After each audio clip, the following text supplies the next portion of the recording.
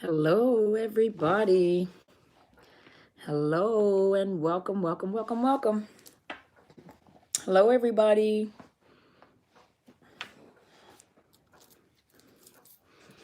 Hello, everyone.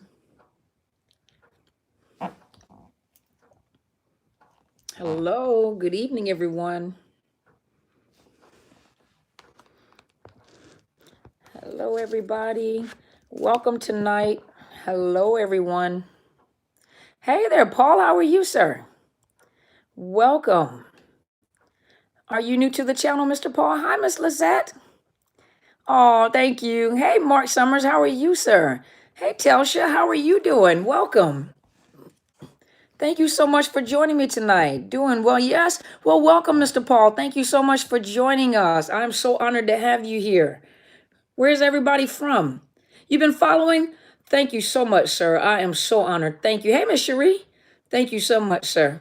Thank you. I really appreciate you being here. Hey, Mark, you're blessed. That's what I'm talking about. Hi, Miss Betty. Southwest Virginia. I used to be stationed in Petersburg. I used to be at Fort Lee, Virginia. Oh, thank you. Thank you, Miss Julie from Denver. Philadelphia. My brother, is my brother in Philadelphia? My brother moved from Philadelphia to Jersey. He's in Jersey. California. That's what I'm talking about. Fresco, Texas, right? Hey, Mr. George. Is Fresco, Texas, or is there a Fresco, California? Southern California. Oh, okay. You've invited 20 people? New Jersey. My brother lives in New Jersey. Hey there. It's Shemia. Shemia. Hey, Miss Vanessa. How are you? Hey, Cassie. Philadelphia. Hey there, lovely one. How are you? Good to see you guys. Well, see your picture at least. Hey, Miss Monique. How are you? Hey, PJ. How are you doing? You guys have some beautiful pictures. Hey, Miss Jamie. How are you? North Carolina. Greetings from Ivana. That's what I'm talking about. Hey, Soaring Feather. Hey, Miss Jerica. Hey, Soaring Feather. You ready to narc bust tonight? Because TMG's not going to be here. So it's going to be you and I forgot who else was on there. Who is this? This is, hey, Miss Rita. How are you? You starting work? Okay. Soaring Feather. Okay, Soaring Feather, you're ready then. How are you guys doing tonight? So I got my glasses with me this time so I can see. You have helped a lot of people on here with narcissism. Oh, thank you. I'm so honored. Thank you so much. Hey, Miss Ann, new subscriber. Well, thank you so much for being here. Thank you, Mr. Paul. Thank you, Miss Ann, for being here. Thank you so much for being here. And thank you for being a new subscriber. Thank you for joining me. Thank you guys so much for being here. Miss Vanessa, you're a coach too, right? And you have a beautiful picture. I just want you to know your picture showed up on my Facebook page. You're a gorgeous lady. All you guys are some beautiful people. I'm gonna tell you that. You guys are some gorgeous people, beautiful people. So if the narcissist ever told you you were ugly, that's a lie. You guys are some beautiful people. I can tell you that. You got some beautiful pictures. Now, unless you guys got these pictures up, that's not really what you look like. But you guys are some gorgeous people. I'll tell you that.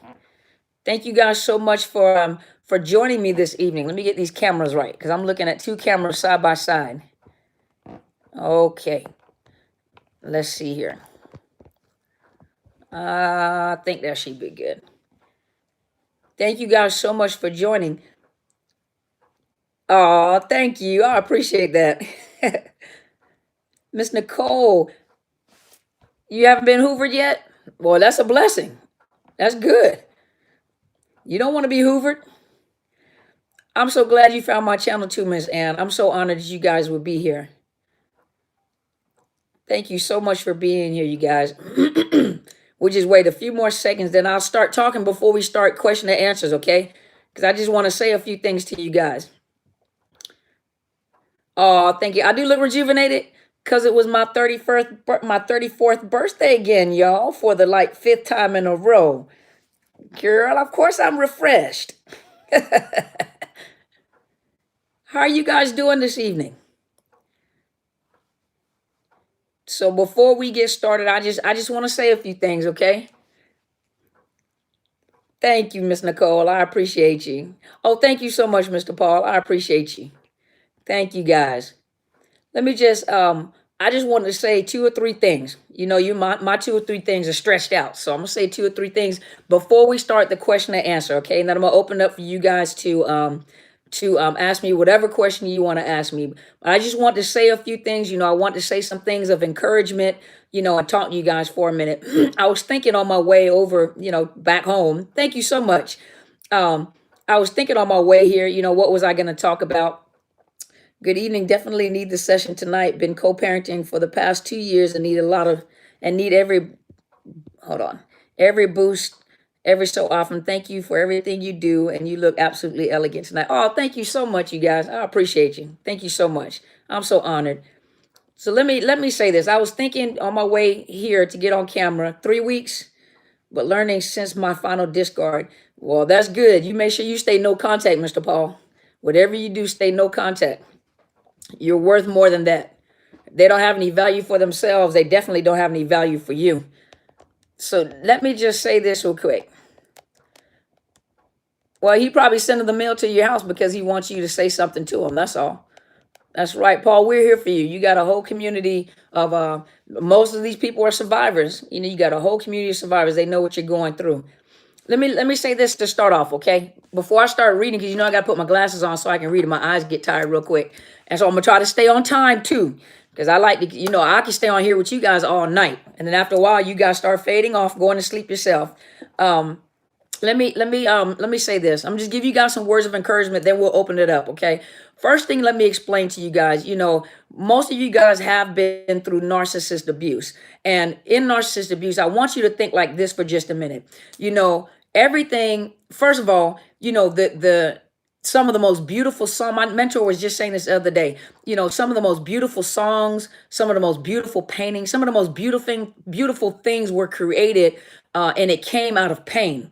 You know, it came songs that came out of pain, or beautiful songs, gospel songs, you know, during slavery came from, you know, a lot of pain, you know, paintings, you know, from a lot of pain, you know. And so I wanted to say this, you know, a lot of you guys um, are you guys still able to see me on YouTube and on Facebook? Can you guys see me? But what happens is, you know, out of pain, some of you guys, okay, good. Hey, Miss Jessica. Um, a lot. Think about it for just a minute. You know, some of your greatest coaches, some of your greatest singers, hey, Miss Cassie.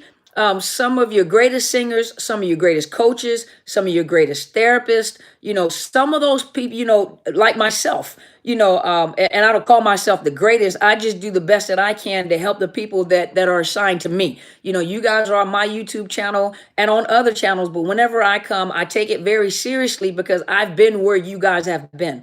Now, think about it. I don't like to be hypocritical. So when I come to you, the stages that you guys have been through, I have been through those stages. I know how painful it is. Some of the thoughts, thank you so much. Some of the thoughts that you guys have, some of the private emails that you guys send me, some of the things that you say, you know, when I was going through what I was going through, I didn't have a support group like you guys on social media. I had my mentor and I had my tribe that I was with. But a lot of times, you know, the things that you go through or the things that are running through your head or some of the things that people would never believe was happening to you while you were with, hey, Pastor Ali, while you were with this narcissist, some people can't believe that a person can be this cruel. Hey there, revived lady. Thank you so much for being here. Hey, Freedom. But sometimes, you know, people don't understand this type of trauma. And so I know I've been there and I had my tribe, you know, my church family, I had my mentor, but I didn't have people like you on social media where I can come on and listen to this information. I didn't, hey, day to day. But I didn't have a tribe like you guys at that time. And so when I went through certain healing and certain processes in my grief and my loss and my healing, a lot of things I had to learn on my own. I didn't know it, that the narcissist world had a whole terminology and word, all this stuff right here that we're teaching. And so as I processed through my pain, as I processed, one thing that I swore, and as I said, I swear that when I get through this process, I'm going back to get other people. I'm going back to bring knowledge and I'm bringing healing to other people. Let me tell you where that stemmed from. And so sometimes you guys have to go back to your foundation, to your strength. When I was in the military, one thing, you guys in the military, I don't know how many people have served before. There's 5 branches of service. You got the Army, you got the Marines, you got the Navy, you got the Air Force, and then you've got the Coast Guard. Well, Coast Guard actually falls under Homeland Security, while the other 4 branches of services fall under the Department of Defense. And so everybody in the military goes through basic training. But the one thing, Navy, hey, Miss Sandra, thank you for serving.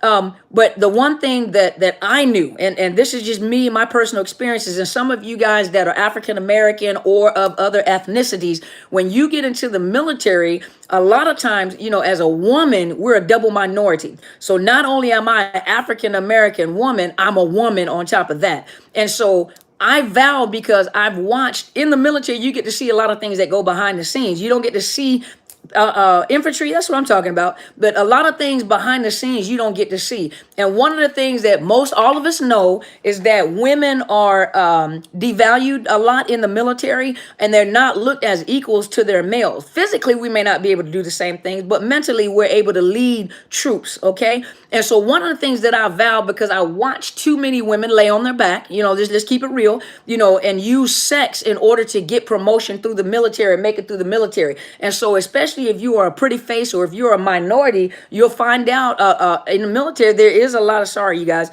but there's a lot of prejudice, especially toward women. So a lot of times they put 2 and 2 together and assume that if you have a pretty face, then you're going to use your pretty face or your body in order to make it through the military. I vowed, I said, I don't care. And I have a strong will like that. And I vowed, I said, I vow that no man, and when and there was remember the military is majority men too, but I said that no man will ever be able to say that they helped me get through the military. Help meaning mentor if they're my leader, but I would never, ever, ever, ever, ever give credit to, I would never have to do anything that will compromise me, that will cause me to have I will do things myself. I'm gonna go to school, I'm gonna make it myself. I would never, hey Arthur, hey Art, how are you?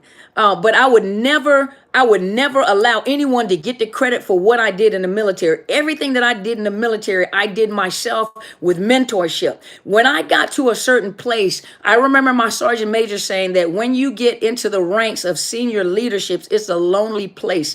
He says, you are a person that has standard. He said, you're a woman that has standard. You're a leader that has standard. Be prepared that your standards are going to be tested. Not only did he say your standard was going to be tested, he says, remember, it's a lonely place. And when you're doing the right thing and when you believe in regulations and doing the right thing, he said, people are always going to accuse you that you got to where you're going and it wasn't on your own. And so having said that part with my mentality from the military, is that when I went through what I went through and I started recovering from narcissist abuse, my mindset was, I don't care what I have to go through. I'm going to go through this because I want to go back and I want to help other people because I know what it feels like. I know the feelings of loneliness. I know the withdrawal symptoms. I know what it's like to cry for 6 months in a row every night and hide your face from people. I know what it's like to paint a smile on your face. And I'm a comedian by heart, by nature.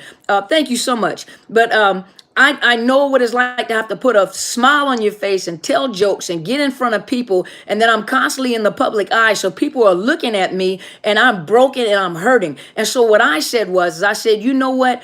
All this pain that I suffered, I'm going to give. And it wasn't just one narcissist, it was 2, maybe more, but the 2 main ones. One I had no choice in, and one I was deceived into being with. I was manipulated into being with.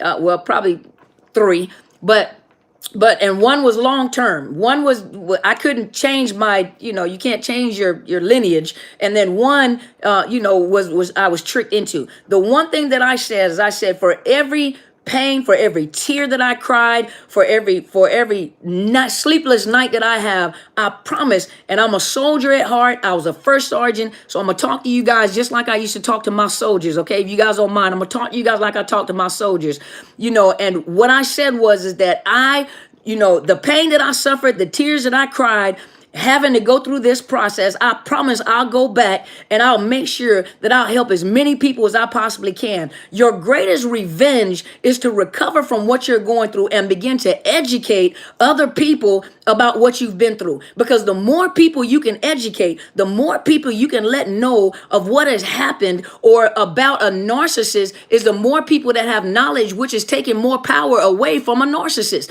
because you guys are becoming aware. When you go into the military, and those of you that have served, I know Army. I was Army, then Marines. I have family that was Marines and Navy and Air Force. But when you go into the military, you go into boot camp. The reason why you go into boot camp is because they have to strip you of your civilian mentality. Hey, I'm unapologetically dope. How are you?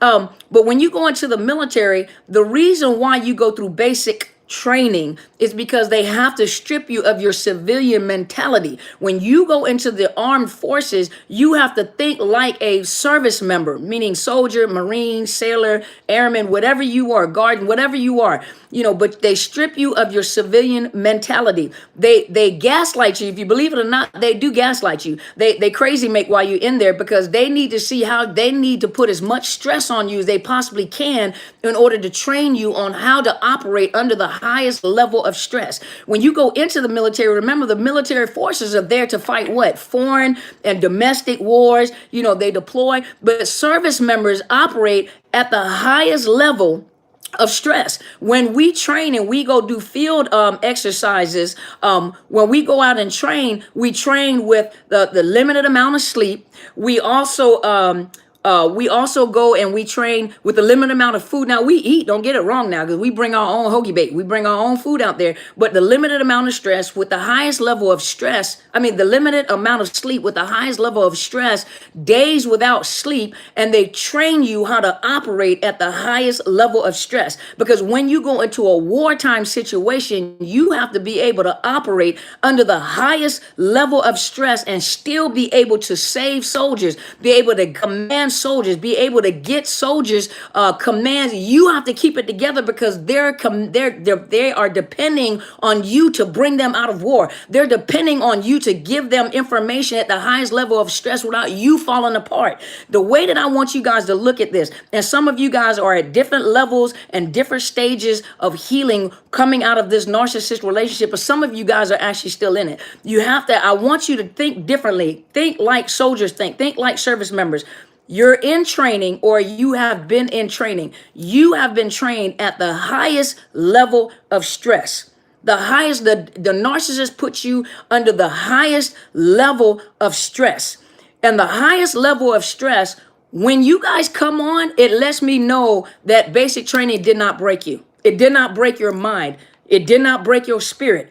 Even though you're heartbroken, even though your mind may be in a fog, you're not broke. They never broke your spirit. You're still there. You're hurting, but you're still there. It didn't break you. And so you have to understand that there are some people that are waiting for you to get up and tell your story.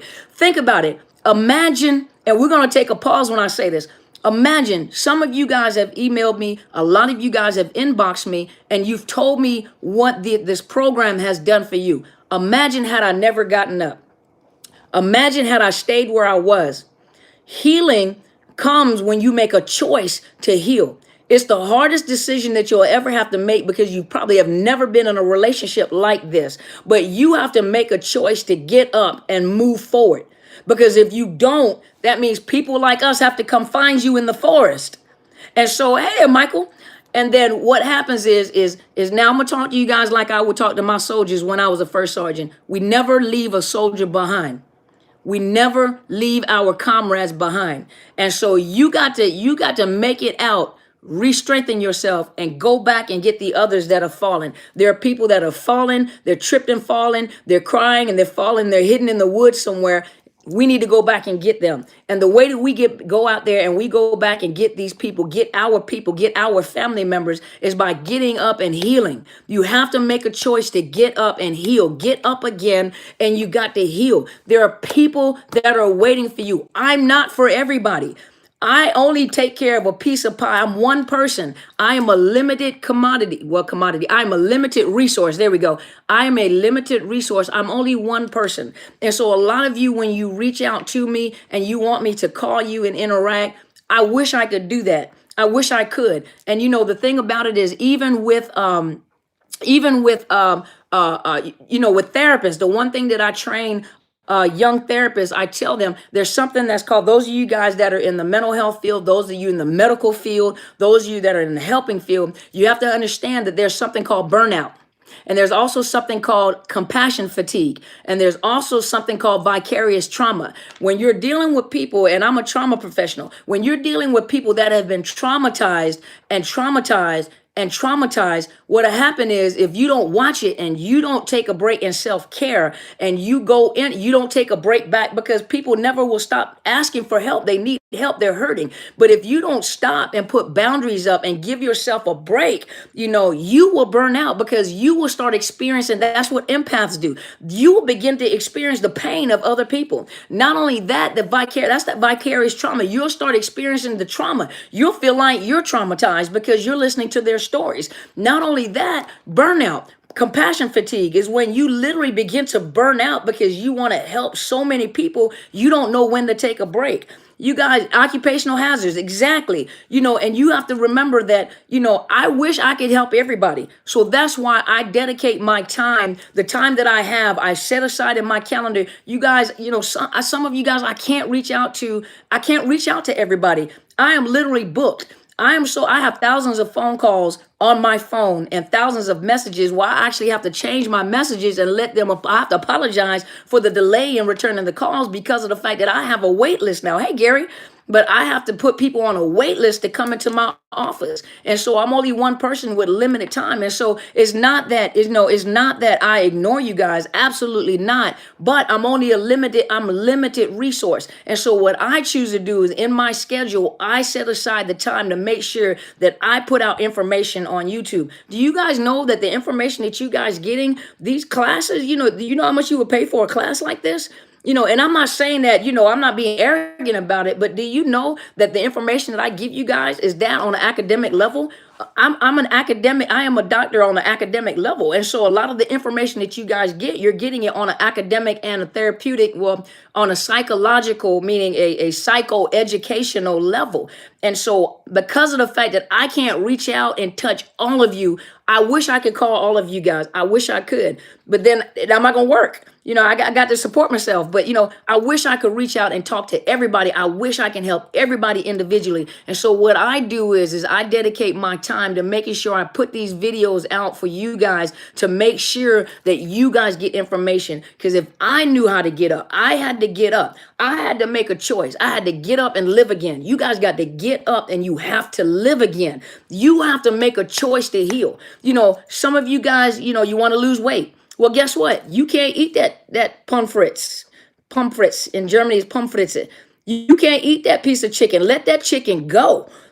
Some of you guys can't eat that cup of ice cream. If you know that you got big, and you didn't get big in one day, so you're not going to lose the weight in one day, and it's going to be very uncomfortable. It was pleasurable when you were eating the food and getting big, but it's not going to be pleasurable when you make up your mind that you need to lose weight. And you have to think for a minute, when you gain weight, there are also health risks that you're taking by gaining weight. When you're obese, there's a lot of things in your body, knees start hurting, back hurting, there's a lot of other, you had some fried Oreos and ice cream.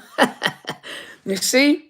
But you guys, it's a painful process. Recovery is a painful process, you guys. Recovery is a painful process. If you break your leg and they have to reset your leg, the resetting of your leg is probably more painful than the actual break. Thank you so much, Miss Sandra. With the army and dedication to this good fight. That's what I'm talking about. Fight a good fight. We're going to fight a good fight. Lost 25 pounds in 4 months since my divorce. That was probably half your weight right there. You're going to probably lose another 100 pounds. You lost 100 pounds or 200 pounds. But, thank you so much, Miss Lizette. You say, I'm so thankful that you found it in your heart to help others. You've helped me so much through rough days. I truly appreciate it. You know what? I'm really honored, though. Remember, I was where you guys were at. I was where you guys were at. I was lost in the forest too. And if it wasn't for my mentor to come and bring a flashlight to go find me and pulling me out the forest, and I'm kicking and screaming because I did not understand, soft touch. You remember, you tell the kids soft touch, soft touch. So every touch to me was a hostile touch. And she's out here pulling on my clothes, trying to get me through the forest. And I don't know, I can't differentiate between soft touch, good touch, and you trying to kill me. You trying to hurt me. You see? And so some of you guys, I'm telling you guys, you focus on your own healing. The hardest thing, hey, Whitney, some of the hardest things and the hardest days in your life will become getting rid of the narcissist, staying no contact, and getting that narcissist out of your system. And remember, somebody is waiting for you to make it through. Somebody is waiting for you to get on your feet. I'm not the only one making videos, and some of you guys are going to be authors. Some of you guys will be television stars, media personalities. Hey, rock on. Some of you guys I'm telling you, some of you guys have books in your head. Think about this.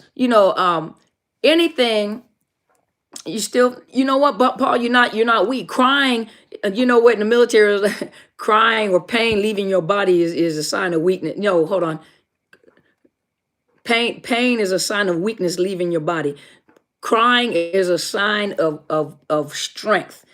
Everybody has to cry from time to time. I don't care if you're a man or not. A man has emotions just like a woman has an emotion. No different. We're still humans. The way that we have been trained growing up is how we respond to tears or crying or pain. Think about what we used to tell our little boys. You better not cry. You better man up. Pop them in that chair. You better not cry. You a man. Men don't cry. But what were we training them? The stuff that we were training them was all wrong. So it's okay for a woman to cry, for a man not to cry. Men have emotions just like women have emotions. A man will go hide in a cave or hide away, to hide his emotions, and they get very quiet. Hey, I'm getting ready to say hi to you again, Miss Vanessa. But men have emotions just like women have emotions. The difference is that culturally we have been trained that it's okay for women to cry. We go in a movie theater and we cry and everything. Now, men, I'm not saying that we're not gonna go into a movie theater, into a horror movie, and you screaming and crying just like we are. We may have to reconsider dating you. But what I'm saying, because there's a strength about a man that women look for. There's a certain strength about a man, and ladies, a man feels empowered and feels strong when you think about how we raise the boys. We raise the boys like, oh my gosh, look at those big muscles. And what do the little boys do? Look, mom. Oh my gosh, look how strong you are. They like to show off with it because they like to hear that. Think about it. They like that fuel. They like that fuel. And those are children. They like that fuel. A man likes to feel strength. They like to feel strong. They want to feel like they're protecting you. And that's how we teach them. So when they get older, and they're in pain, just like we're in pain, they're not going to cry around us because they feel like that's weakness, because they've been told that's weakness. But men have emotions just like women have emotions. They may not express it the same way, but what a man will do, they'll express their emotions in anger instead. And really what it is they're hurting. They're not angry, they're hurting. But in order to they show aggression to make them, and I'm not saying all men, I'm just telling you from my experience and speaking to some of the men that I've had in counseling, a lot of them, they express their pain and hurt through, sorry, you guys, this is all caught up in my ear, but they express their pain and their hurt through anger. That is a more aggressive way of showing pain. I'm sorry, you guys. Hold on, let me get this thing unraveled. It was in my hair. But the way that they show pain is through anger or aggression, because they were taught that anger and aggression makes them masculine and strong, but they're hurting. So a lot of men that come in to see me in counseling, they're hurting. They won't cry. They're very angry. Go to another church. I missed the whole conversation. I'm sorry. So you guys think about it too. Everything was created by thought. The iPhone or the phones that you guys are on that you're watching, it started with a thought. Somebody had an idea. It was a thought. Airplanes, it started with an idea. It started with a thought. Somebody thought of it. It was a thought. Beautiful paintings, books, it started with a thought.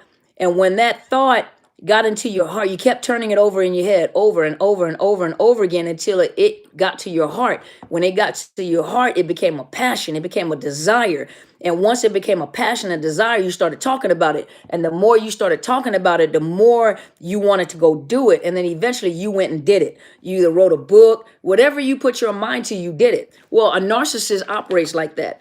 They put those seeds of thought in your head. And guess what you did? You took it and you turned it over and turned it over and turned it over and turned it over until it got into your heart. When it got into your heart, it wasn't that it wasn't a desire that was birthed. It wasn't an idea that was birthed. The idea was there and it was put into your heart, and it didn't become a passion. It became pain. It became a nightmare. And you kept turning it over and over and over and over. And, that's how you ended up getting out the relationship. It's like you had a brain fog. It's like you can't think clearly. It's like you need some validation. You want somebody to tell you that you're okay and you're not crazy. You started questioning yourself. You begin questioning, is this right? Or am I doing that right? Or am I crazy? Or, it's like your mind is blurry. Hey, Keisha, but it's like you have a brain fog. It's like your brain, you can't function. And what I'm telling you guys right now is almost like, I can't even trust my own thoughts. I can't trust my own opinions. I can't even make decisions without second guessing myself.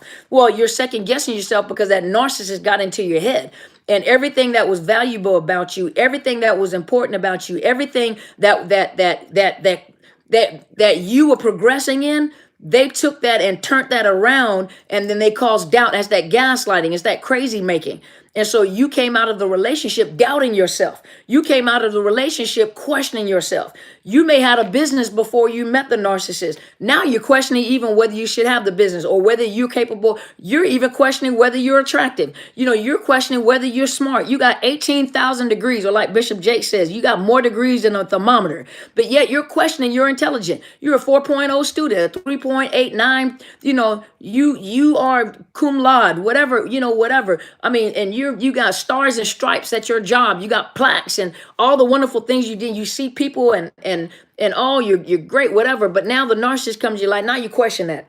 The longer you stay no contact with a narcissist, the more gap and space you put in there, the more you're going to start noticing that fog in your mind start lifting. You're going to start noticing your mind is start going to get clear. The visions, you're going to back up like most of us have done. Like, you know what? I'm not crazy.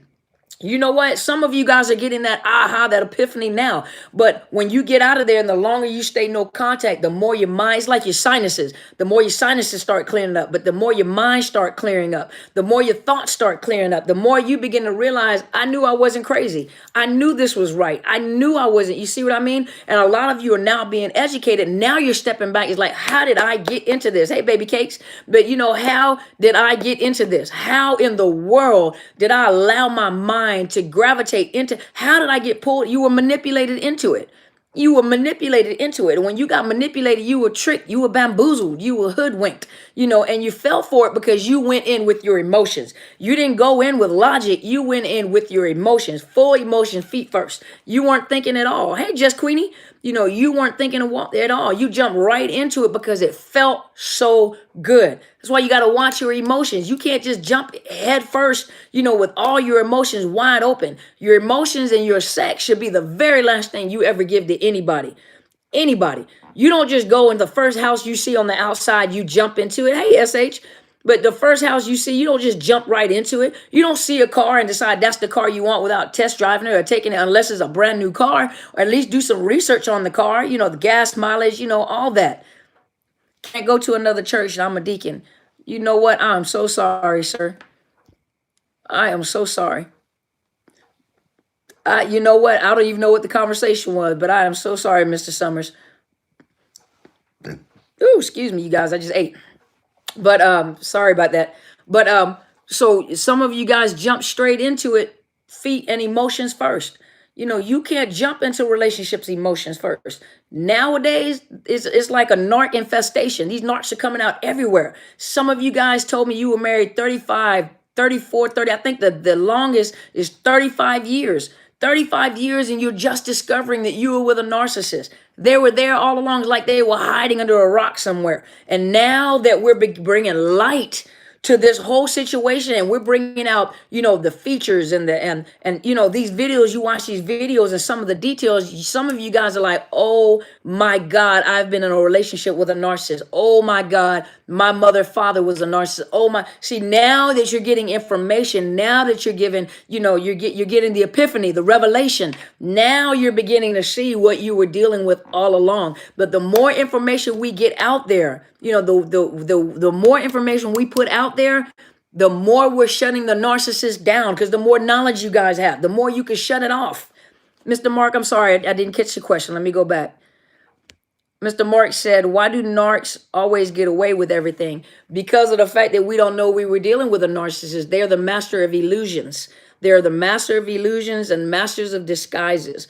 Everything that they do, they focus on your emotions and where you are at in your emotions. When they love bomb you, we have a tendency, when you're trying to start a relationship with someone and you're trying to get to know someone and build rapport, you exchange information. You get to know each other. A narcissist doesn't come in, they're already practicing to deceive. They cannot connect with people, they cannot bond. They need your vital information because they need to know how to control you. And the way that they need to know how to control you is to find out what your weaknesses are. And a lot of people are getting into a relationship and they're not totally healed from their old relationships. You're still connected by your heart. You still got holes and you got bitterness and you got unforgiveness. You got things going on in your heart from other relationships, from family history, from family relationships. And so you're looking for someone to make you feel better. Guess what? The narcissist comes with their little drug to make you feel better. That's exactly. They interview.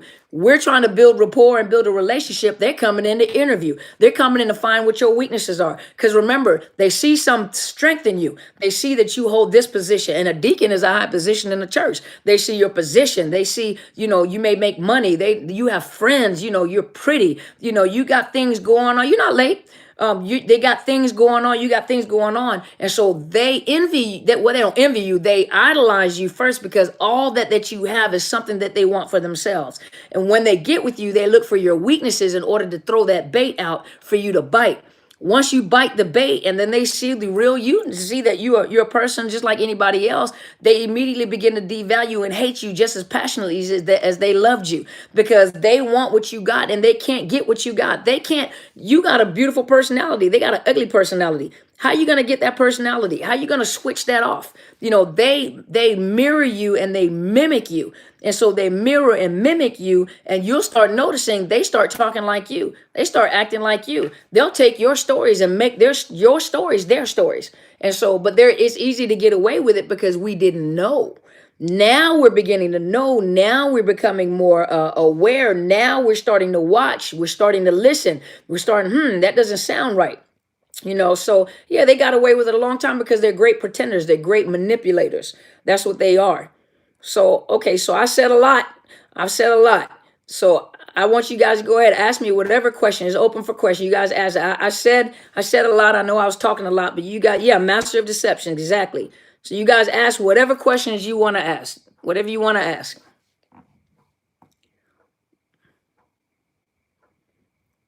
When we leave them or they leave us and we feel sad, mad, and angry, is that how they feel all the time?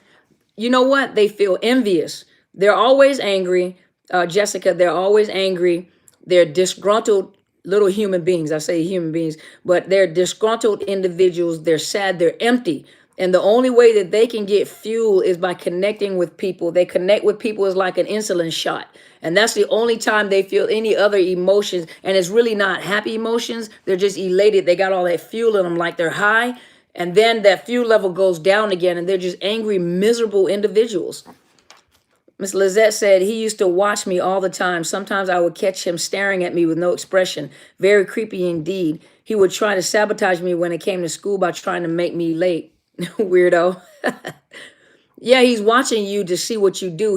It's like, when you love someone and you stare at them and you try to get their feet. When my grandmother was dying, I would, when I was a little girl, I used to always like go in her room and put my arms on her bed and just watch her sleep. And in my mind, I was trying to get all her features in my head. The last time I saw her was in 1994. When I went into the military, I went over to see her. She was dying and she was laying on her bed.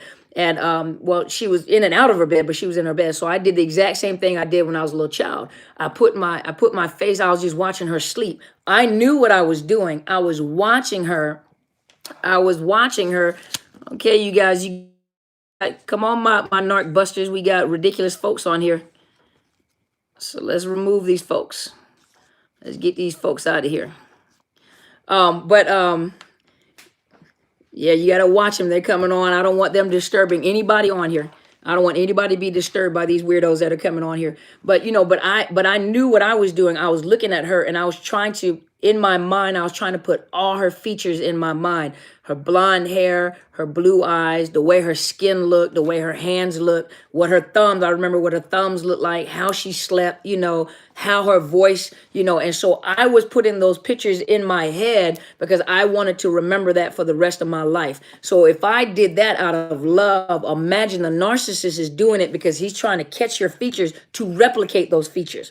He's trying to catch those features. He's staring at you because he's trying to replicate those features, but also look for your weaknesses. Miss Vanessa said, can I talk about oxytocin and the whole addiction? Ooh, that's a lot. Because usually I study it right before I come on. Well, so oxytocin is the chemicals that bond people to other people or things. It's the same things for addiction. The oxytocin is also the chemicals that are activated in addictions. When a mother has a baby, that oxytocin level goes up, and that what creates the bond between mother and child, and it gets stronger and stronger. When you have sexual intercourse with someone, that oxytocin it is released and it creates a bond with the individual that you're having sexual relationship with. So that oxytocin, that chemical, creates bonds. That's the same chemical, though, that also creates addictions. And so that, when you're dealing with a narcissist, the narcissist is trying to get you addicted to them through trauma bonding. And so during the love bombing stage, that oxytocin is releasing, the brain doesn't differentiate between, a drug, a good person or a bad person. Is just that they're able to activate that oxytocin through the love bombing. Everything that you ever wanted. If a person is too good to be true, they're probably too good to be true. There is no such thing as a perfect person. There's a perfect person for you, and you are a perfect person for someone. That there is no such thing as a perfect person. And if that person is perfect and you think that they're your soulmate, you might want to step back. They're replicating you. They're mimicking you. They're mirroring you. You're falling in love with yourself because they're copying you. They're doing what you're doing. They're in counseling. That's what we do. We sit and we mirror the person to make them feel comfortable. And the more comfortable that person feels with it, the more that they'll talk to us. A narcissist does the exact same thing. They mirror you and you feel comfortable talking to yourself. And so, but that during that love bombing stage, that oxytocin is being released and you're bonding with them. They don't bond with you, you're bonding with them. And that's where that trauma bonding comes in place. Because with trauma bonding, they've love bombed you and they've gotten you to a height where you're addicted to them. And then if you don't do what they want you to do, everything that was a weakness, for example, you don't like to be alone. For example, a lot of men will tell you, I don't like to be disrespected. Do not disrespect me. That is a turnoff. The woman is listening. That narcissist is listening, or, I don't like to be alone. I don't like, whatever you've told that person. So during the trauma bonding phase, they've love bombed you, got your emotions up high, got you connected. And then when you don't do something, they want total control. So if you don't do what they want you to do, they attack you in the very thing that you told them that you don't want to happen. They ghost you. They silent treat you. They don't talk to you. You're alone. You're disrespected in public. Anything to get you back online. And then once you get back online and comply to them because it's too much pressure or too much drama or whatever, then they stroke you again. then they love you again. They love you. You see how that oxytocin, then that oxytocin is released again. So hopefully that answers your question, Miss Vanessa. And David said, we're all narcissists abused as children. So not okay. So I'm gonna answer the question like this, Anne. So in my clinical setting, every single person that I have ever diagnosed with narcissism, with narcissistic personality, and sometimes they're not easily caught. It's not easy to catch them. Majority. Well, I'm gonna say all of the ones that I have worked with in my office, all the ones I have worked with, all of them have been traumatized. All of them that I dealt with had sexual abuse, had rejection, had abandonment issue, had mom and dad issues, have been severely abused. Not so, but if you listen to other clinicians, because I'm not the only clinicians, a lot of the other clinicians will say that, and I know that not all narcissists have been abused. They've had some type of trauma in their life, perhaps. And a lot of times it's also overparenting, and they're creating a narcissist. They make that child feel overprivileged. They make that child feel what's the word I'm looking for? You see it on TV all the time.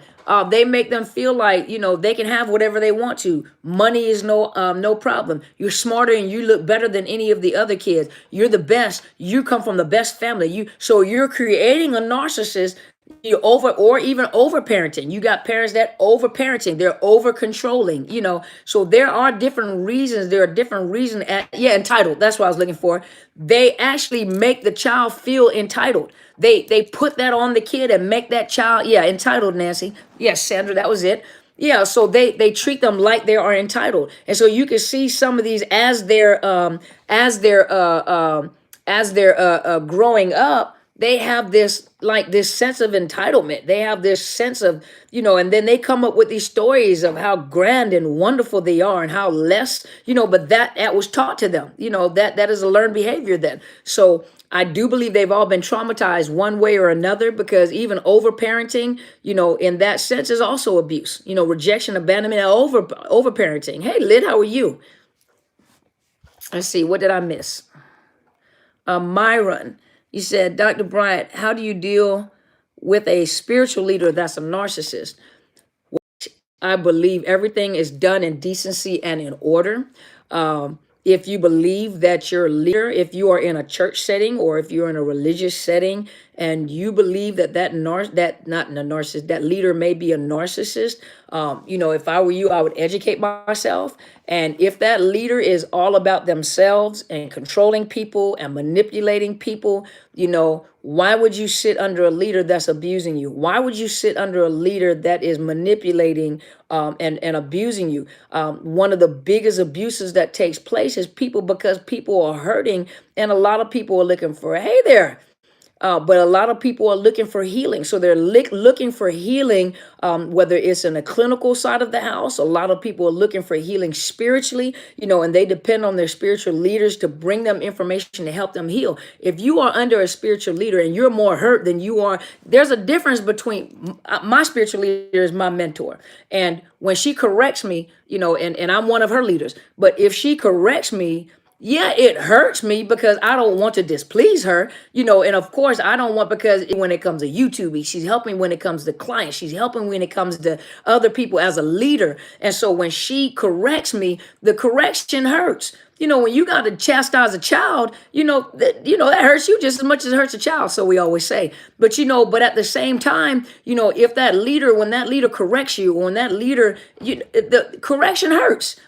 Correction to get you back on the right path hurt. But if you know in your heart that individual, that leader is doing it to help you and not to hurt, because I say some things right here on YouTube that'll hurt your feelings, but if my purpose is not to hurt you and to destroy you, my purpose is to tell you the truth and get you back on track. And I do it out of love for people.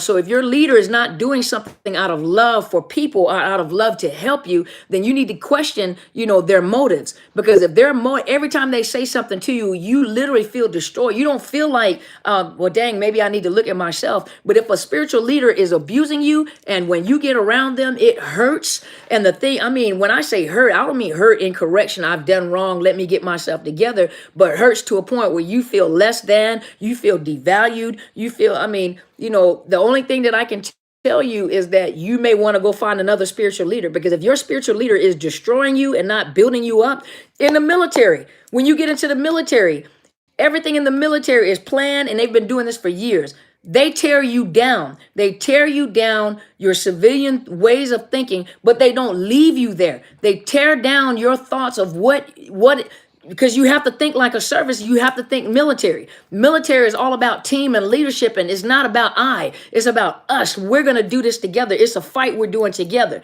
So when in the military, they tear you down, but they don't leave you there. They tear down the bad things and they build you back up. If your leader is tearing you down but never building you up, you might want to question, why are you with that leader? Are you trauma bonded to that leader? You might want to ask yourself that question. Because if my leader were to tear me down and never build me up, I'd be worse state than I was before I came.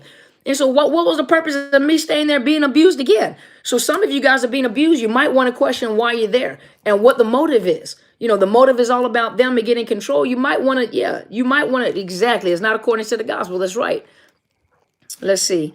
Dr. Bryant, my mother is a super narcissist to the point where she has severely abused and damaged all of her children. How do I find a way to have a relationship with her? You know what? Unfortunately, I'll say this.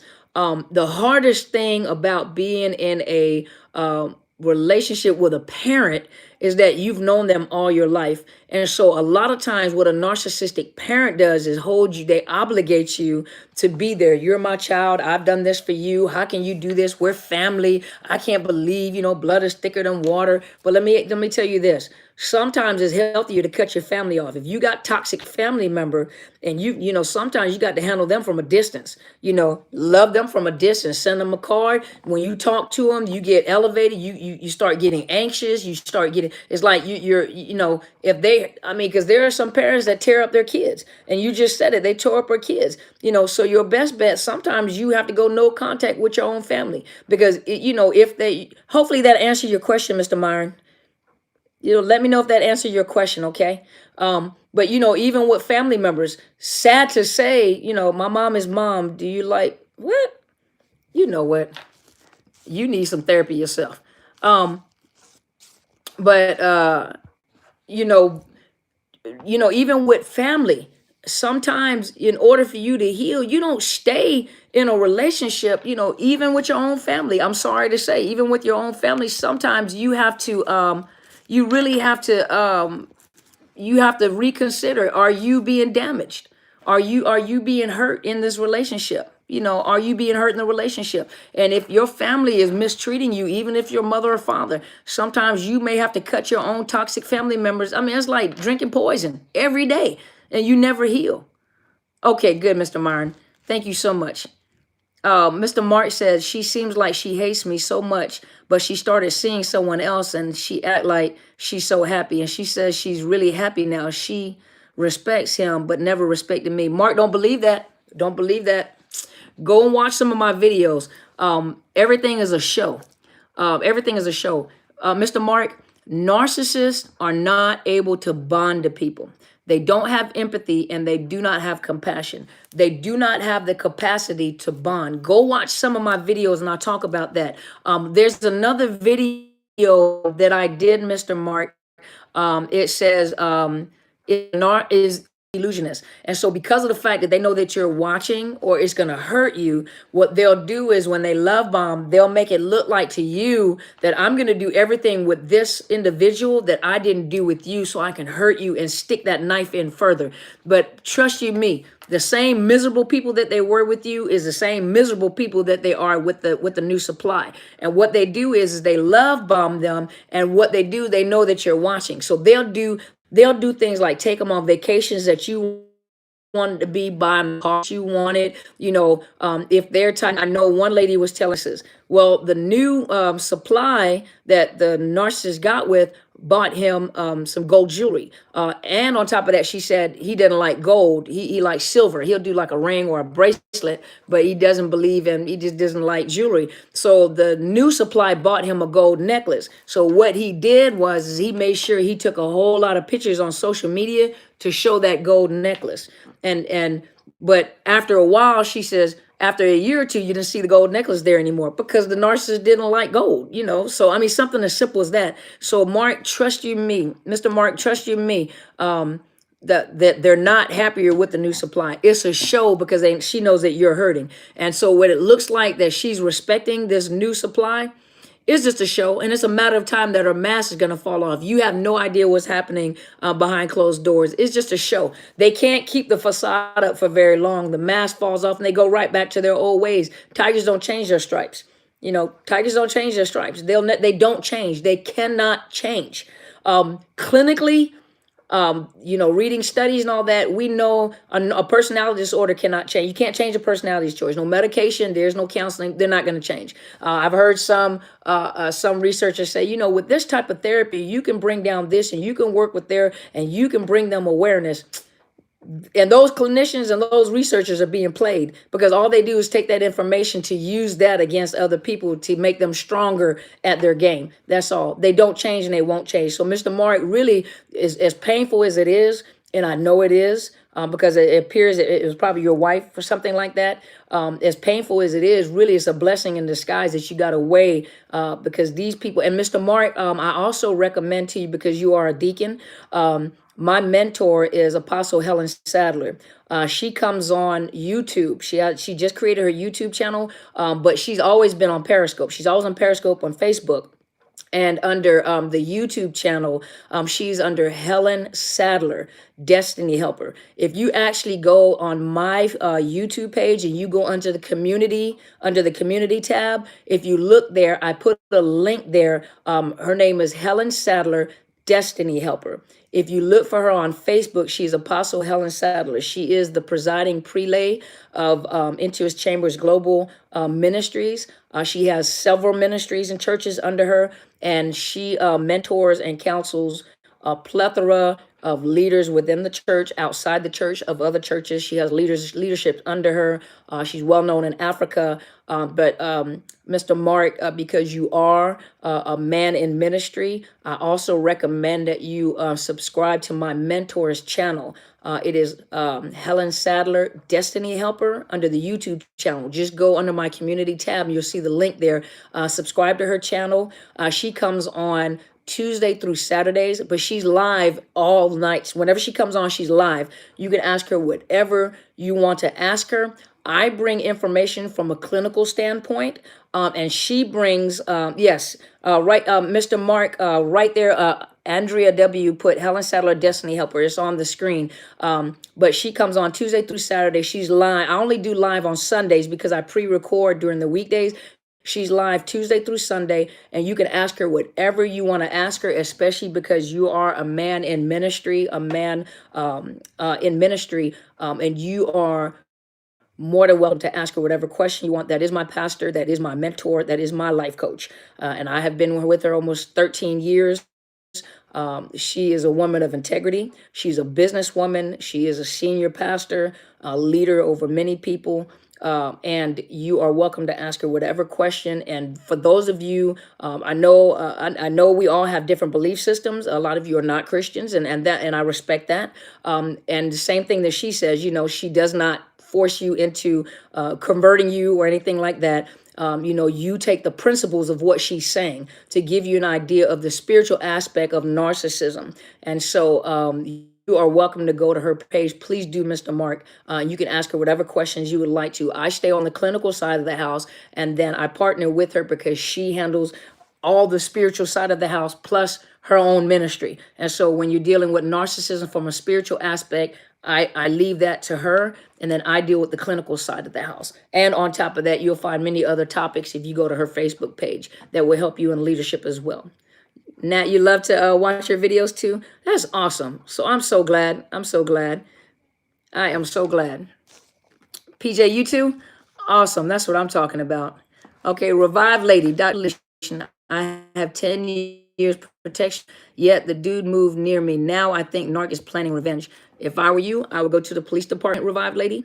Go to the police department and let them know that you're afraid. You can also contact the, if you guys have the National Domestic Violence Hotline, if somebody can post that. Your best bet, if you have like YWCA or you have any domestic violent programs or advocates around there, Revived Ladies, you need to let them know ahead of time, okay? Let the police department know as well, okay? Mark said, I will just feel so stupid and dumb for letting her walk all over me. But Mark, listen, let me tell you something. Most everybody that I've talked to on here, to include myself, felt stupid and dumb because how did this get by me? How did I not see this coming? How did I make a choice like this? You got to understand there's a difference between them being themselves and you seeing what they're like and you making a logic decision whether you want to be with a person versus a person manipulating you and pretending to be something that they're not and being able to hold it down and to play with your emotions that way. They're very insidious people and tricked. There's a difference between being tricked into a relationship and making a decision to be in a relationship. So Mark, you just like myself, just like majority of every single person on here have said the exact same thing. I feel so stupid. Don't feel stupid. Don't beat yourself up. Sometimes things happen in our life that we never saw coming. We never saw this coming because we were tricked into it. You know, we were tricked into it. And then the one thing that they do is they know that we hold on to hope, that we believe that they will change, you know, and especially you being in ministry yourself, you know, prayer and believing, you know, but the thing about it is somebody asked me before, you know, and they were kind of smart aleck with me too. They're like, so you mean to tell me that God can't change them? Well, listen, God is willing to change anybody that is willing to change, you know, and so that, you know, whatever your belief system is, trust you, I'm not trying to step on anybody's feet, nor am I trying to be disrespectful. I know myself, I'm a Christian, so I can only say it this way, but God will change people who want to change. You know, so it's, you know, God will never impose his will on anybody. And so narcissists don't want to change. So if a narcissist doesn't want to change, you can only pray so much for a narcissist. They have to make the change themselves. They have to want to change. And most of them don't want to change and they see themselves as being a God. They want you to worship them. They want you. That's why they want total control and want you disconnected from people. And so just remember that, you know, God can change people if they want to change. But if they don't want to change, he's not going to impose his will on people. You still have free will to do whatever you want to. And narcissists don't want to change because they don't see anything wrong with themselves. There's something wrong with you. You see?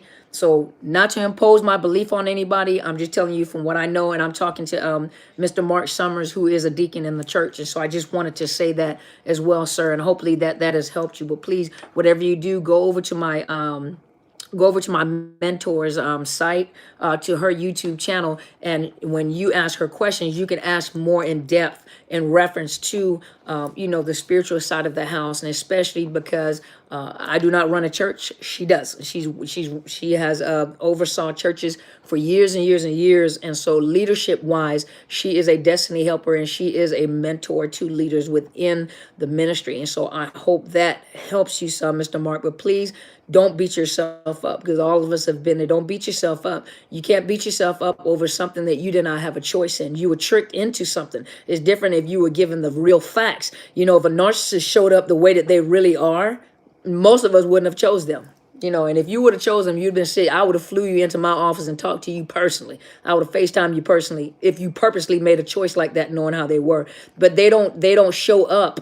You know, they do not show up the way that they really are. The real them shows later on. And what do most people say? The biggest thing that most people say is man, this is not how this person is. I don't know what has happened, but I wish they would go back to being who they were. No, who they're showing you is who they really were. The person that you saw in the very beginning is the person that was the facade, that was the representative. So the person that you're hoping, you know, that they go back to is not the person that they are. The person that you're seeing now is the person that they really are. I need the name of your mentor, please. If you go look on my community tab, is under there is Helen Sadler, Destiny Helper. Go on YouTube channel is Helen Sadler, Destiny Helper. and subscribe to her channel. If you go to my community tab on YouTube, you go to my community tab, I posted the link there, and you can click the link and it will take you to her YouTube channel. Rip Creso, how to overcome childhood molestation. Well, that's a whole different topic. That is a whole different topic when we're dealing with narcissist abuse. That means I would have to switch the entire topic. Let's see. Let's see.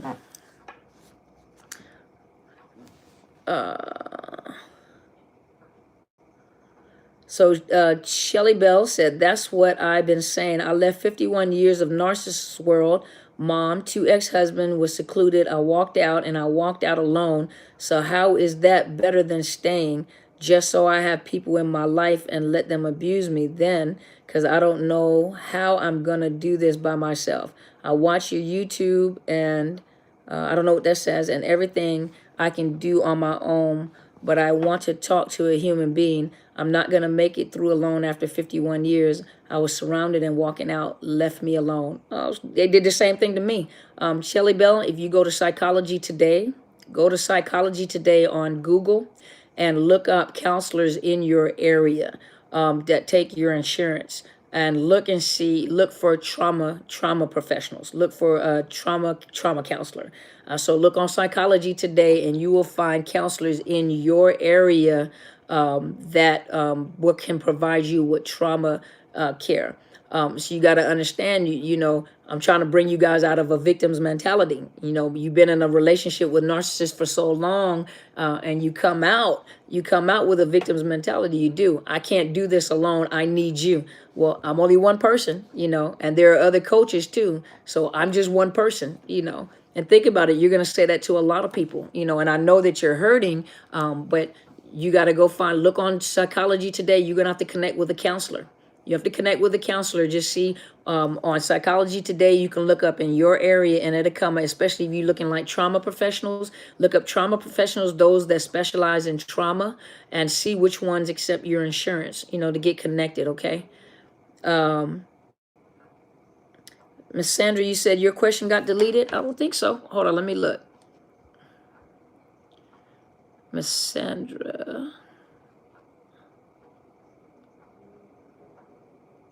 Okay, so I don't know if this was the question you were talking about, Miss Sandra. It says, today was my first day no contact. I blocked his numbers and changed my locks on our house. He showed up Saturday in the driveway for an hour and called me 120 times back to back. That's crazy. I'm questioning, should I have answered the phone, and how do I keep moving forward, and we're still married? Well, Sandra, what you may have to do 120 times back to back, that's called stalking. And what you may want to do is contact the police department on their non-emergency number, or you may also want to call like the domestic violence hotline.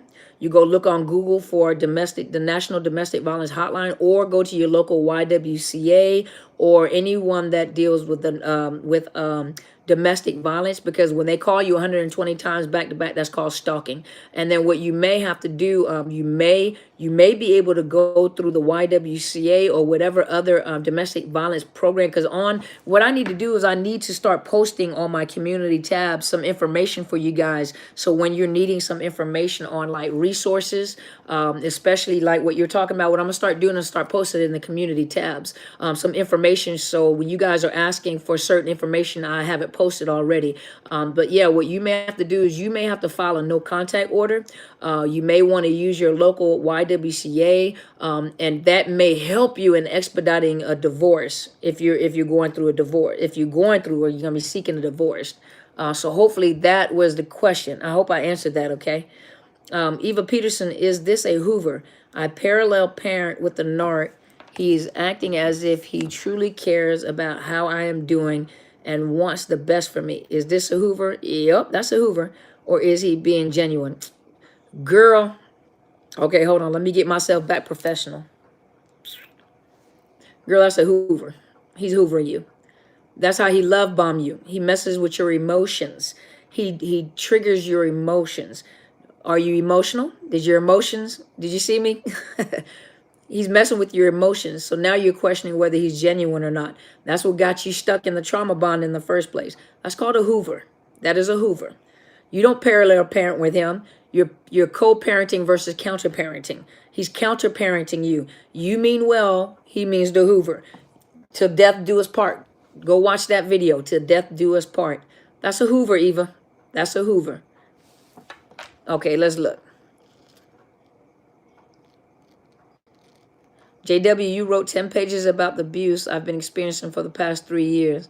Yep. Nancy said, keep writing. I agree. Keep writing. Lizette said, I prayed for old boy and his behavior got worse. I'm convinced he's a real life demon. A Lala Scotty said, yep, it's a Hoover. My ex does this all the time. See? Kendra said, yes, that is a great idea. Okay, I wasn't sure what that was answering to. I'm sorry. Eva said, I thought so, even though he just gotten new supply. Girl, he hoovering you. That's what he's doing. He's hoovering you. Let's see. Miss Sanders said, that will be great. I'm in shock. Yes, I filed for divorce, signed the papers. He burned them and said, I will never be done with him. Sandra, go to my YouTube channel and watch Till Death Do Us Part. If he did that, you might want to file a no contact order. You know what? It doesn't matter how many times he burns the paper. Eventually, they're going to grant you the divorce. Get some people involved. The police department, your local YWCA, get some people involved to have that annotated, and be safe, Sandra, okay? Miss Shelley said, I have a therapist. He just wants to medicate me and says that they are bad people. Though you mentioned you had a mentor and a tribe along the way, I don't have anyone. That is not an exaggeration. I just want to talk to someone who understands. I ask, how will I do this alone? I know some have some friends or some fam still, but they all stayed with the narcissist all alone. How do I do this? You might want to find a new therapist, Shelley. You might want to find a new therapist because your therapist does not seem to be helping you. So you may want to go find one that specializes in trauma. Find you a trauma professional. If that therapist wants to medicate you, first of all, you might not be dealing with a therapist. You might be dealing with a med provider. And so med providers, they see you for a little while, see how your symptoms are, and they give you medication. So Shelley, you may have to go look for another, you may have to go find another therapist. And when it comes to the tribe, I'm in the church. And so the church is my tribe. And so that's my family, those are my peeps, so you said there isn't one. You got to look on Psychology Today. What do you wanted me to do? What do you wanted me to do, Shelley? Because I'm on this side. He's a psychiatrist, so you might want to find a therapist that specializes in trauma. Psychiatrists medicate. They're medical doctors. That's what they do.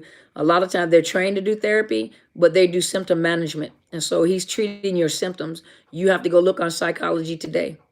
You have to look on Psychology Today in your area and find a therapist that specializes in trauma.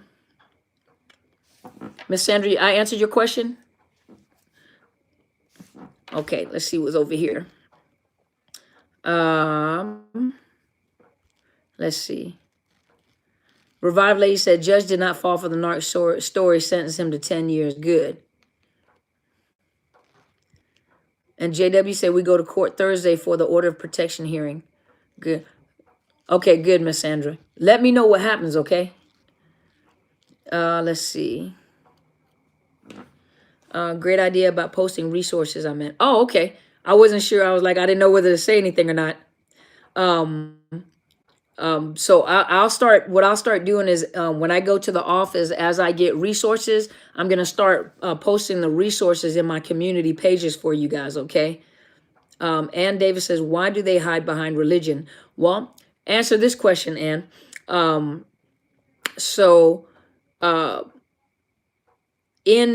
When you go into religious institution, okay, let me answer this question like this, Ann. When you go into the hospital, is a hospital a place where everybody is well or is everybody sick? I'm not putting you on Front Street, I'm just saying. But Ann, when you go into a hospital, is that a place where everybody is sick or everybody is well?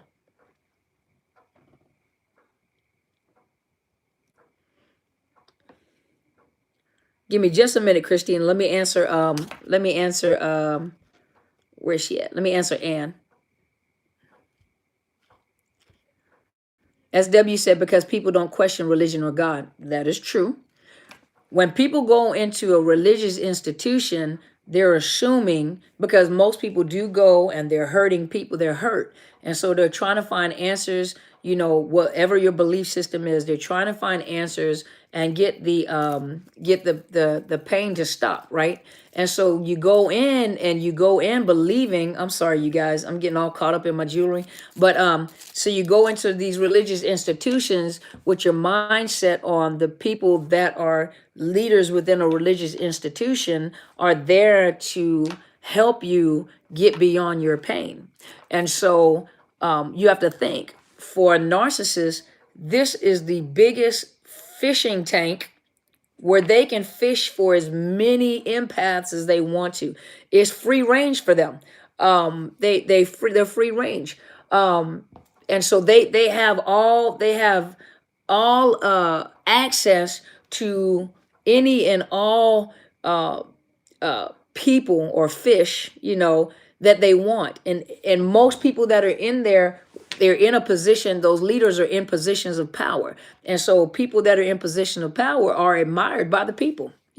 So they are admired by the people. And so everything that comes out of their mouth, most of the time people believe it. See, I question, you make sure that when you give me some information, you give me some good information. Okay.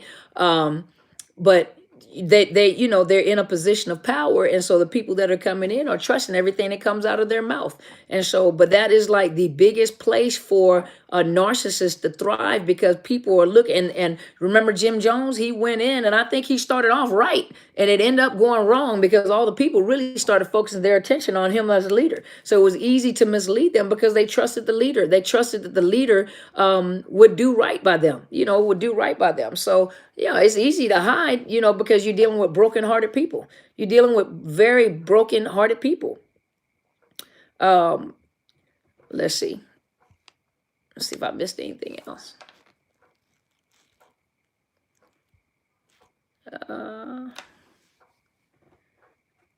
They'll get caught. Yep. Revived Lady said, Dr. Bryant, investigator advised me to buy bar jacks to put under doorknobs. I also block windows, put tiny wind chimes against them too. Others may want to do also not use fake apps. Yeah, Ms. Revived Lady, for safety reasons, I would still go and talk to maybe, because sometimes what they'll do is they'll drive by to make sure you're safe, but if you let them know that you fear for your life, sometimes police officers will drive by to keep you safe, to keep you safe. I'm gonna do some research too, so I can post some things in the community tab. Okay, I'm gonna put some stuff in there. I'm gonna do some research on Revive Lady, and I'll put it into the community tab. Okay. Michelle said, well, I would like to ask if we could talk at least once on the phone, even once, since you are a specialist. Can we do that? Well, Michelle, I have a very, very full schedule. I have thousands that come in every day. I have a lot of clientele, and so my days are booked back to back to back. And so it's not easy for me just to reach out to people. Right now, I have a lot of people that are on the wait list to come see me and talk to me. And so I'm only one person. I only have so much time. And because, you're out of state, your best bet is to go look on Psychology Today and find someone to help you. But I am, it's not that I'm, I wish I could help everybody one-on-one, but I'm not able to do that. And so I am booked. I have thousands of calls that come in every day. My voicemail is packed. And I have people on a wait list to come to my office and make appointments with me. You haven't heard me say anything about coaching right now because of the fact that I don't have any slots available. And so, like I said, I'm only one person. I only have so much time in a day. And so, you're going to have to find someone within your area. You have to find someone in your area to help you. Let's see. Miss Sanders said, nothing wrong. It's normal. You have to go outside the box and get others help. Stay encouraged and try to stay healthy. Yeah, there you go. She's replying to you, Michelle. Miss Eva said, I had depression in the last stages of narc contact. while he was out enjoying life. Now he's saying to others he was the one who had depression, and the new supply has helped become whole again. Why do they do this? Oh, because you got to remember they're narcissists. They don't think like we think. See, you're thinking like a logical, empathetic person with compassion, and you're wondering like, why in the world would they do this? I don't understand. Because you're thinking like you're thinking. You're not thinking like a narc is thinking. A narc thinks fuel all the time. A narc thinks fuel, and even negative fuel from you is fuel. Any way it goes, negative fuel is even fuel. Of course, and it's a smear campaign. You think that he's going to let you make him look bad? Of course not. He's going to reverse everything to get the attention on focused on themselves. Your best bet is don't respond, don't have any kind of reactions, nothing, Eva. Your best bet is don't give him any fuel, period. Let him say whatever he wants to say. Let him be in his own little narc world. Let's see. JW said, oh, Miss Christina. Okay, hold on. Let me go back and look. Where's your question? He said, I was placed in a relationship by the church, but they told the guy to stop talking to me, and he did. They found him another sister and said she's better than me. So what was the question?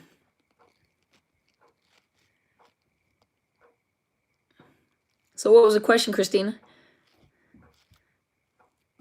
Okay. Let's see. JW said he keeps triangulating my dad. He's also a narc. My dad told me to drop the order of protection. JW, don't you listen to that. Don't you listen. That's two narcissists. Don't listen to that. You keep that order of protection up. You protect yourself. That was some dumb advice. You keep that order of protection up and protect yourself. Renee said, Liz Thomas, when we go no contact, they hoover, stalk. Then if that doesn't work, smear, yep, and they'll say and do the nastiest things. Yes, they do. Yes, sirree. Vanessa said 100% nothing, no contact at all. There you go, Eva. Vanessa said it. No contact whatsoever. What they do in their own little world has nothing to do with you. As long as they're not bothering you. I mean, well, they're going to bother you anyway emotionally, but they're not causing you any harm. There's nothing to concern yourself about safety. Don't worry about what they do. Let them live their own little narc world. Okay, do we have any more questions? Because I'm getting ready to get off. So we have any more questions? Chess Queenie said, haven't heard from my ex in months. No Hoover, no nothing. Hopefully it stays that way. 10 months, no contact. Hey there, Miss Shirley, how are you? Love you too. Thank you. You just be careful, okay? Just be careful, Just Queenie. Let's see. Will I ever stop feeling numb? Well, okay, so I don't really know what to call you. I'm sorry, SW3000. Okay. Hold on. No. Wait a minute. Where are we at? Irene. Okay, hold on. Wrong one. Irene. Will I ever stop feeling numb? Well, when you go through grief and loss, when you go through the grief and loss process, numbing is a feeling that you're going to feel. You're going through a grief and loss process. And in a grief and loss process, that is a feeling that you're going to have. We have to process. You have to process through the pain. You have to process.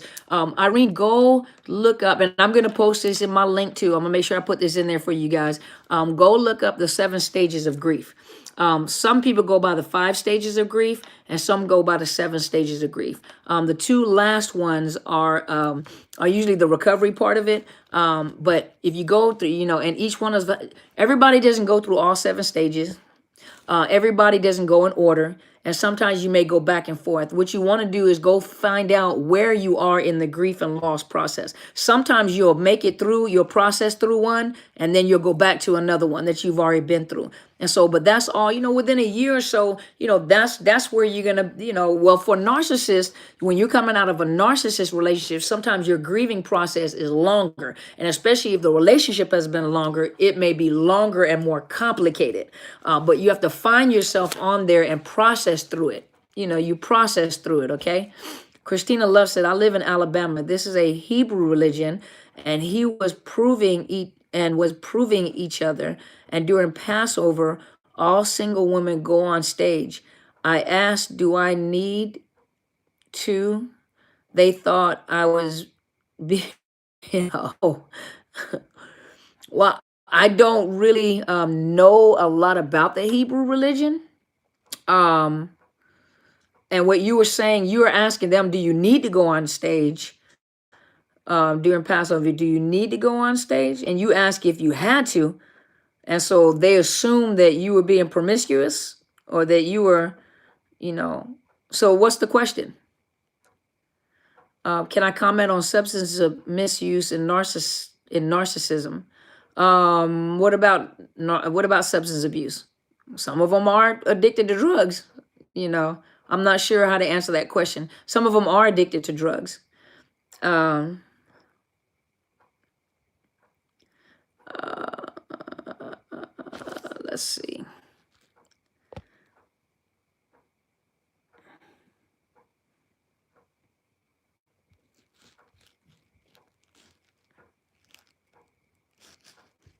Let's see.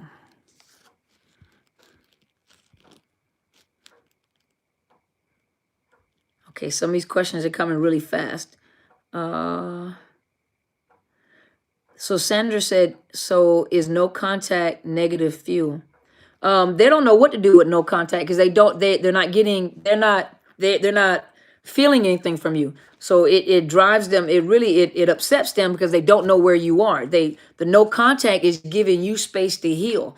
So the no contact is giving you space to heal. So they don't know what to think. The negative fuel is if you get upset and tell them to stop calling, or if you get an attitude or something like that. So any kind of fuel for them is fuel.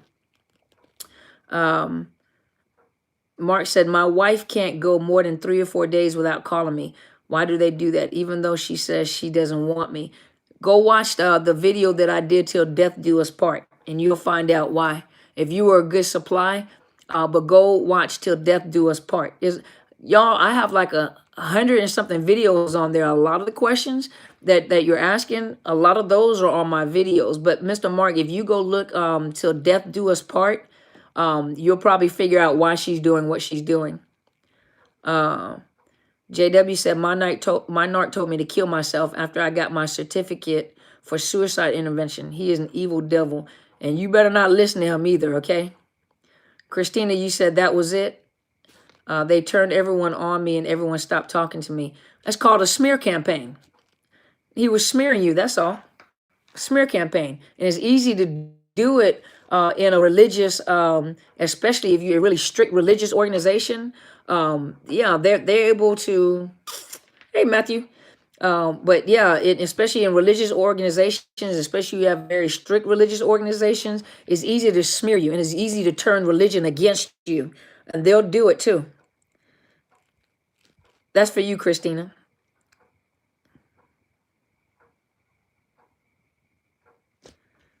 Oh, I'm not. Oh, I see what you're saying, Christina. And she's asking Ann if that was for her. Okay. Let's see. Eva said, I'm trying to do 100% no contact, but I live in a small town and people talk. Everything always gets back to me, whether I want to hear it or not. I have moved as far as I can for now. Is there an easy way of just letting it not affect you? Well, no, Eva, honestly, is there is no easy way. These people are very devious. I mean, when you connected to a narc, you connected to disaster. And it's really sad because these people are so what's the word I'm looking for? These people are so they're so damaging. They are such damaging individuals. They're self-destructive. They're sabotagers. So there is no easy way to heal from this. I wish I could say that. I went through it myself. I wish. Oh,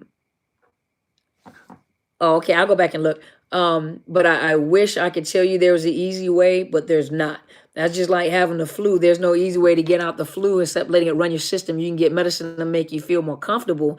But no, there is no easy way of not letting it affect you. With time, as you work your way through it, just like I did, I worked my way through it and eventually it stopped affecting me. But they still do anything they possibly can to try to get your attention. Let's see. Shirley said, I have one question. Why would my ex-narc tell me she didn't believe in posting us on social media and she hated when I posted things because she said she don't put her business out there. But now with the new supply, she posts her love and videos for her, but her new supply posts 5 to 15 posts every 5 minutes. But she complain when I post things about her or me because of the fact she knows you're watching. And she's got a flying monkey by proxy. And so the new supply doesn't realize that she's being used by the narcissist to assist her in hurting you. But yeah, she's doing that because she knows that you're looking and it hurts. Let's see. You're welcome, Eva. Let's see.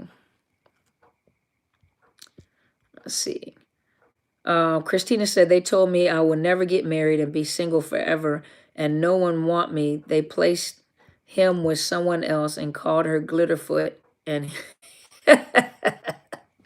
hold on. They placed him with someone else and called her Glitterfoot and him Sugarfoot. Girl, you better stay away from Glitterfoot and Sugarfoot. You know what, Christina? I think the hardest thing, thank you so much, Mr. Summers. You know what, Christina? I think the hardest thing, because of the fact you are Hebrew, so you are in the Hebrew religion, and so I don't want to say the wrong thing because I don't understand how the religion and the community within the Hebrew community is set up, and so I don't want to say anything to disrespect the religion. Because I'm not sure about the culture. I know that the Hebrew, and I know the Jewish community. I know they do things a certain way. I know just like in the Muslim community, I know that men and women cannot connect. The connection usually comes from family and friends, almost like an arranged marriage. And so, the sad part about it is you don't know what you're getting. You don't know what you're getting. And so within your religious belief system, Miss Christina, I don't know how to advise you. What I can do though, if you are willing, and if you may just want to try, go to and subscribe to my mentor's page, to her YouTube channel. Her name is Helen Sadler, Destiny Helper. She'll be back on Tuesday. She usually comes on between 1 and 3 o'clock a.m. West Coast time, the Pacific Standard Time, and she is well versed in all religions. Now, she's a believer, just like I'm a believer, a Christian. However, with your particular belief system and how that community works, you can ask her questions like that. And she can answer it better than I can answer it because now you're not just dealing with, I don't know if you're dealing with a narcissist or not, or you could be also dealing with narcissistic leaders. And so if you're dealing with narcissistic leaders that are hiding behind religion, out of obligation, you being obligated as a Hebrew woman, woman within the Hebrew belief system, I don't know if you're dealing with narcissistic leaders. So if you're dealing with narcissistic leaders, then they can use religion against you. They can use the religion against you, and it sounds, sorry, you guys, but they can use religion against you. But I don't know if you're dealing with narcissists or not. So I really don't know how to answer that question. So please forgive me. Let's see. Nat Kelly said, yes, she turned the religion against me. Suddenly she hates all LGBTQ community. Suddenly she went all preachy. And now her narc husband uses religion against her as well. Also demeaning women. Wow. I mean, but well, what do you expect? Could you pour me some water too, please? Oh, wow, Nat Kelly. I am so sorry. Sounds like she may have gotten herself a narc too. Well, so sound like she may have gotten a narc too. Yep. What comes around goes around. She may have gotten a narc. Michael Gray said, time will heal you. Let's see. Okay, I missed a bunch. Hold on. Let me make sure I didn't miss anything. Thank you, Miss Sandra. Miss Sandra over on Facebook posted the grief model we call the 7 stages of grief. She posted it over on Facebook. But what I'll do too, thank you so much, Miss Sandra. But what I'll do too is I'll make sure I post it over in the community tab in the YouTube on the YouTube channel as well. Thank you so much, Miss Sandra. Let's see.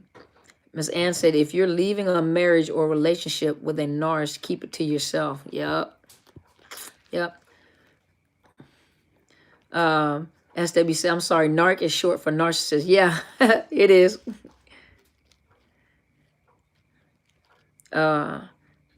So Miss Christina said, I can't marry no one in the world but a Hebrew person arranged marriage. Oh, okay.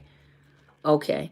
So you can't marry anyone in the world but a Hebrew person arranged in marriage. Oh, okay. Well, Christina, let me ask you something. Now correct me if I'm wrong, is it the temple that you're in the temple?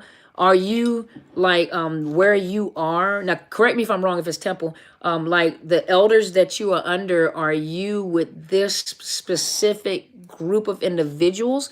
Like your family, the leaders that you're under, or are you allowed to make a choice to leave and go to another temple, if I said that correctly, to another temple, or do you have to stay where you are? Because it sounds almost like you're being abused, but I don't want to say that you're abused, religiously abused, because I'm not sure of the culture.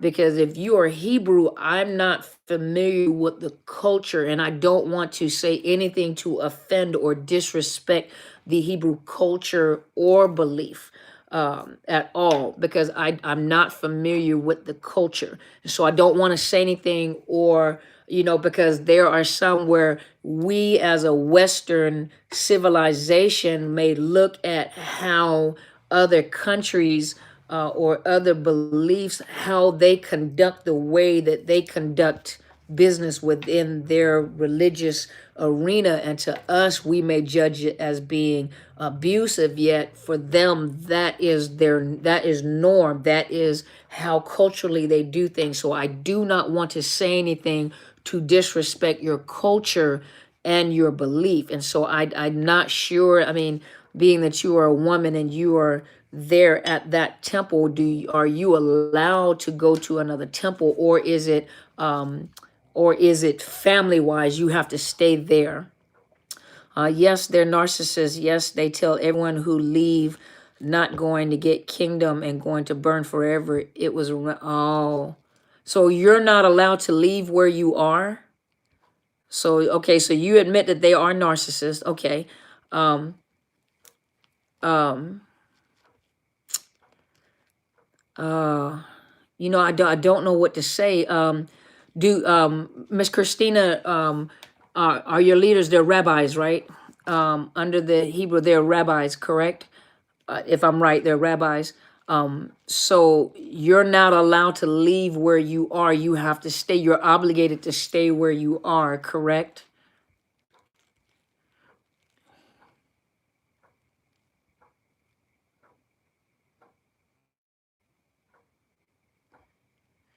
Let's see here. Sandra said, how should you respond to the flying monkey while no contact with the narc? They asked about my relationship status, and I told them the truth. The flying monkey is there to gather information for the narcissist, Sandra. You may have to cut the flying monkeys off too. The flying monkeys, they kind of, you got to think they work for the narc. And so the flying monkey takes information that you provide and gives it back to the narcissist. And they'll also turn around and make sure you have information about the narcissist. So you may have to cut those flying monkeys off. Miss Angel said, you missed my question, so sleepy, gotta go. But thanks for all you do. Oh, okay. I'm sorry.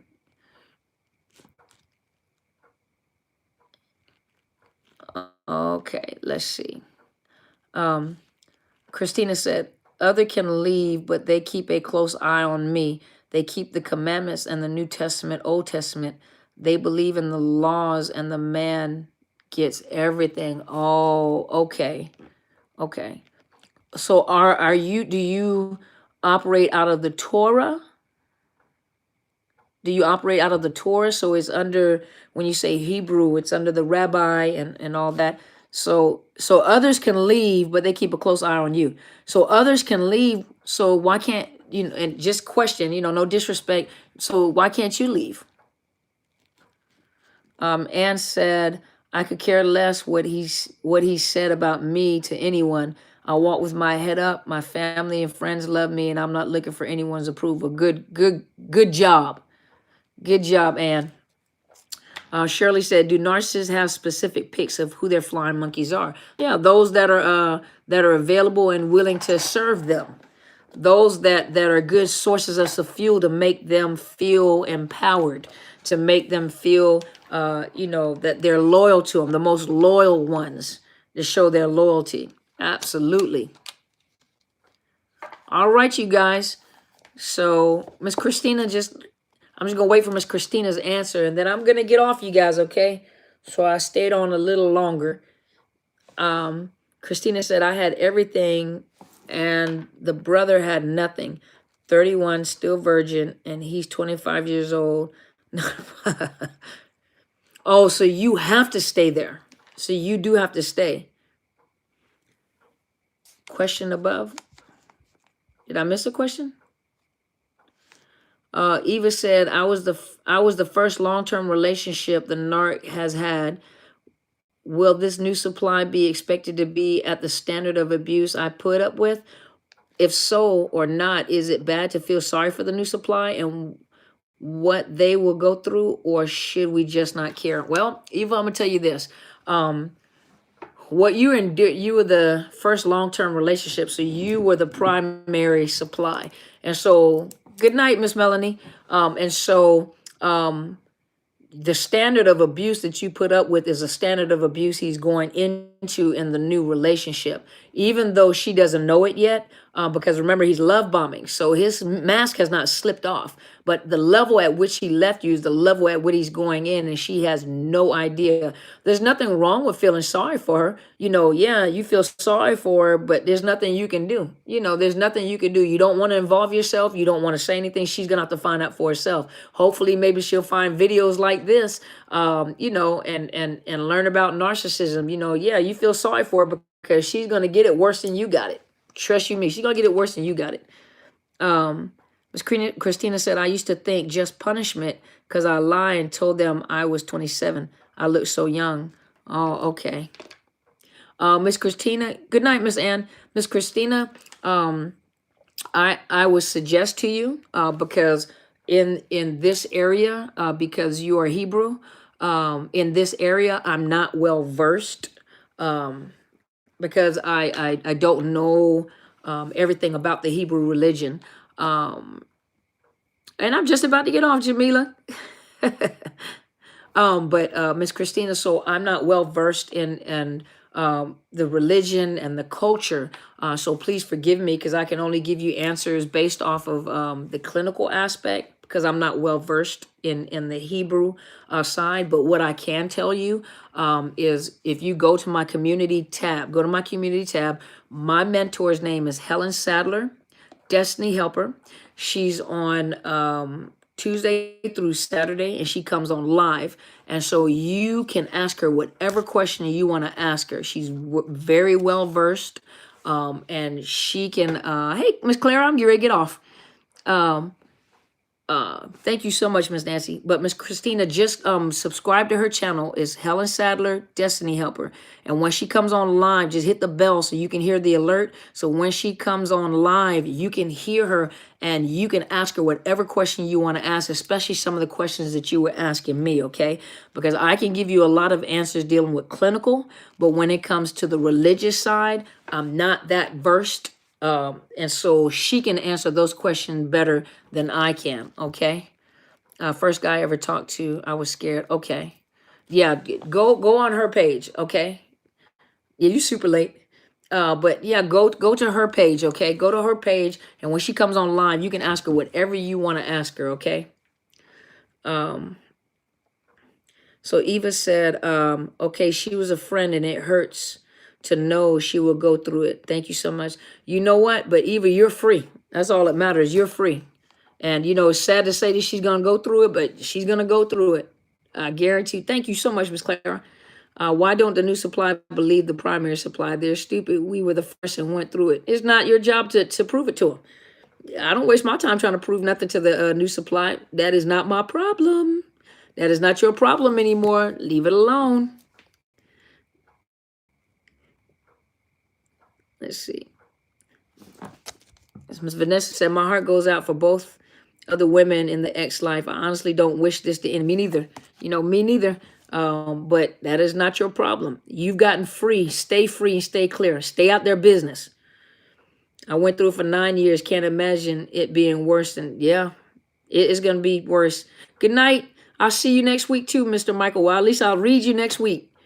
Hey, you guys, I'm going to go ahead and get off, okay? It's 103 minutes. I stayed overtime, and I did not mean to stay on that long. But thank you so much. I hope I am freedom. I really do. Thank you, Miss Vanessa. You know what, Sean? If you telling us that you're a narcissist, you're not a narcissist. You go to sleep. So anyway, good night, Miss Jamila. You are so welcome, Nat. You guys have a wonderful evening, okay? Thank you guys so much for tuning in. Thank you for asking. Thank you so much, Miss Eva. Hopefully that helped you guys. Good night, Jessica. You guys have a wonderful evening. You sleep well. Thank you so much. God bless you too, baby cakes. Good night. Good night, Miss Clara. Thank you, Miss Soaring Feather. Thank you guys so much. Good night. You guys have a wonderful evening, okay? And I'll be back. You do follow my directions, Shirley. Leave them alone. Stay out their business. You heal. Don't try to figure them out. Thank you so much, Revive Lady. Keep me abreast on what's going on, okay? And especially, who was that on here? Who was it? Was it you, Miss Eva? I told somebody to let me know. Who was that? There was somebody in here I was telling about the no contact. Miss Sandra. Miss Sandra, keep me abreast on what's going on, okay? Good night, Miss Dina. You guys have a wonder. I'll cash app you lunch for staying over. Oh, thank you, Miss Sandra. I appreciate you. Thank you so much. I appreciate you guys. Good night, Miss Jamie. You guys have a, feel like we're the Waltons, huh? Good night, John Boy. Good night, somebody's. Good night, Waltons. Good night, family. You guys have a wonderful week, okay? And I'll see you guys on Tuesday, my Walton family. I'll see you guys on Tuesday, okay? So I'll be ready to come and bring you guys some more material. You guys, I love all of you guys. Thank you so much for being here, okay? You sent me something in the mail. Oh, did you send me a car? Miss Shirley, you sent me a car? You sent me a car in the mail? Because I'll go on there and show it off, too. Love you guys. Hey, you guys have a wonderful evening, okay? You know, they say all women are evil because Eve, you know what? And we're not evil. You're not evil, Christina, okay? We're not evil. Absolutely not. And it wasn't because Eve. It was because Adam ate the fruit. Not because of Eve. Nobody was punished until Adam ate the fruit because Adam was given the command, not the woman. So you remember that, Christina, okay? Good night, Lisa. No problem. No, not yet. You ain't got me a car yet, Shirley? Okay. Okay. Thank you so much, Shirley. I really appreciate you. Thank you so much. You guys have a wonderful evening. Thank you guys for being here with me, okay? And I'll talk to you guys again on Tuesday, and then I'll come back live next Sunday. Thank you guys so much for your support. I really love you guys. Thank you so much, and I enjoy everything that I do. I love it when you guys give me feedback. Let me know that you guys are healing. Let me know this is worth you guys listening to. Please subscribe to my channel. It's Dr. Carmen Bryant, Overcoming Narcissist Abuse. Hit the like button so you know whenever I upload videos. Tuesday through Friday, I do pre-recordings. On Sunday, I come on live between 8 and 9 o'clock Pacific time. When I can get on early, I do. Hopefully this has helped you guys. Thank you guys so much for your support. I see you guys on Tuesday.